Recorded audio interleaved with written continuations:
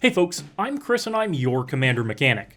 Neon Dynasty has brought a lot of new spice to the format when it comes to new commanders and new possibilities, but one of the broadest, most open-ended commanders that I see players salivating to build is Isshin, 2 Heavens as 1.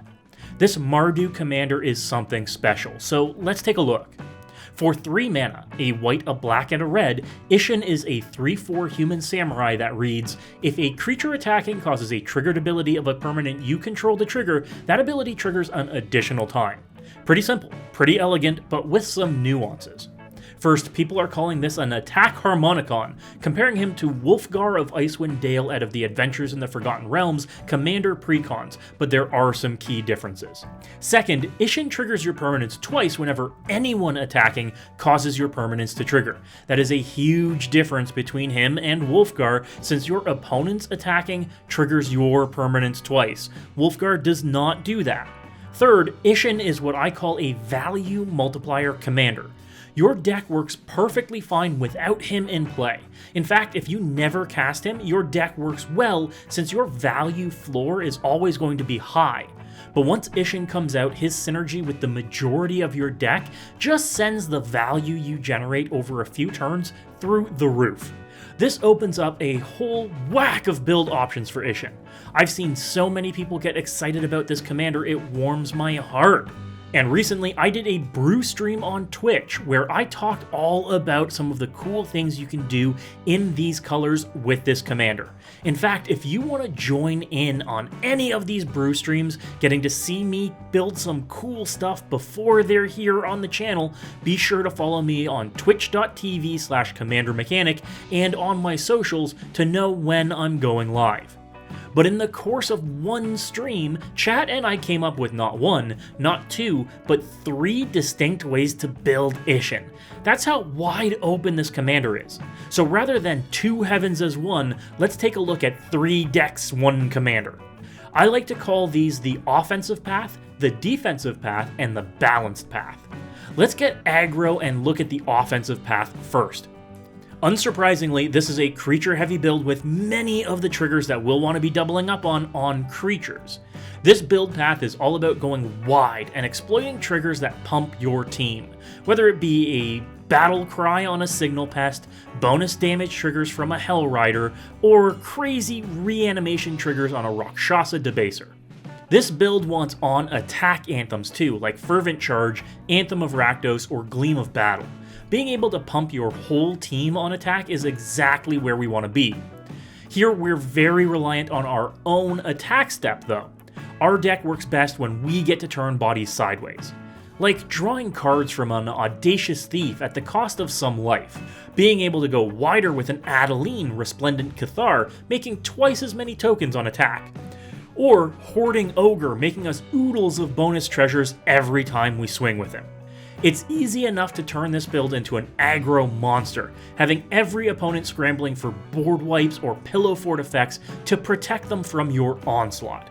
But by doubling up on effects like Thundering Raiju, Brutal Horde Chief, or Coastline Marauders, no one can hide from the massive amounts of damage you can deal. This is a deck for the person who just can't not attack. If you like making the most of combat and you like swinging with big splashy dragons or dinosaurs or angels, this is the build path for you. Next, let's slow it down a bit and look at the defensive path for Isshin.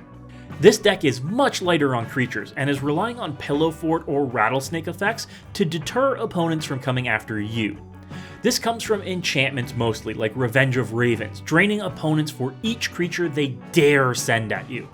Or Light Minefield, dealing healthy damage to opponents' armies when they turn sideways. And even defensive creatures like Kazul, Tyrant of the Cliffs, who can build us a decent-sized army, forcing opponents to pay 3 twice for each creature attacking us unless they allow us to put 2 3/3 bodies into play. We go a step further in this deck as well, ensuring we can force opponents to attack too. They may not want to, but they won't have a choice if we goad them with Karazakar, Eye Tyrant, or Vengeful Ancestor, or a Shiny Impetus. This can function like removal in our deck, making high priority targets have to attack and fall prey to our bevy of effects detrimental to the health of attacking creatures. Of course, we'll win by attacking strategically, with creatures like Archon of Cruelty to deal those last fatal points of damage when an opponent's army is winnowed, or by amassing a huge single attacker with a Brina the Demagogue after having opponents swing at each other turn after turn. This is a deck for those of you that want to watch the table dance like puppets until you're ready to strike that decisive blow. And our third build path is what I call the Balanced Path. This path takes some learnings from both the offensive and defensive path and marries them with some new effects from Neon Dynasty that trigger when you attack with one creature on its own, a samurai or a warrior. That means there's a small tribal theme in the deck with lots of warriors like Winota, Joiner of Forces, Lelia the Blade Reforged, and Alesha who smiles at death.